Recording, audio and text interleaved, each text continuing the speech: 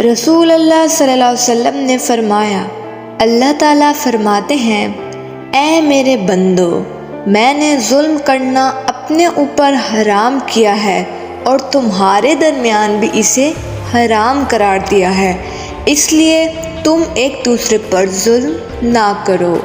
Viewers, یہ صحیح مسلم کی حدیث نمبر 2577 ہے۔ تو چلتے ہیں اپنی دوسری حدیث کی طرف۔ رسول اللہ صلی اللہ علیہ وسلم نے فرمایا، جس شخص نے جان بوجھ کر اپنے والد کے بجائے کسی اور کا بیٹا ہونے کا دعویٰ کیا تو اس نے کفر کیا، اور جس شخص نے اپنے نسب کسی ایسی قوم سے ملایا جس سے اس کا کوئی تعلق نہیں تو وہ اپنا ٹھکانہ جہنم میں بنا لے۔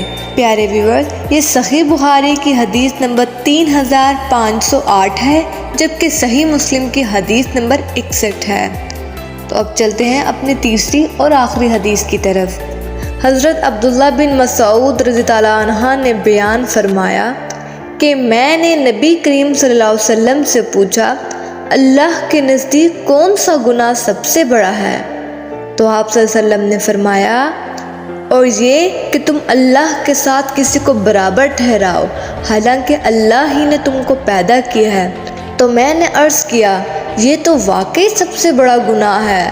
پھر میں نے پوچھا، اس کے بعد کون سا گناہ سب سے بڑا ہے؟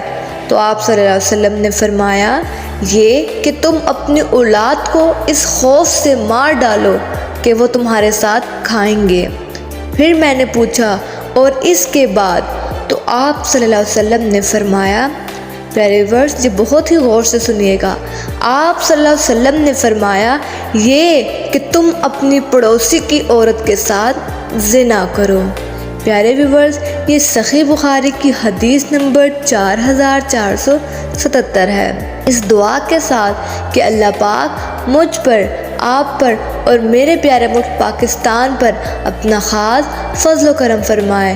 انشاءاللہ حاضر ہوتے ہیں ایک نئی ویڈیو کے ساتھ، تب تک کے لیے اللہ حافظ۔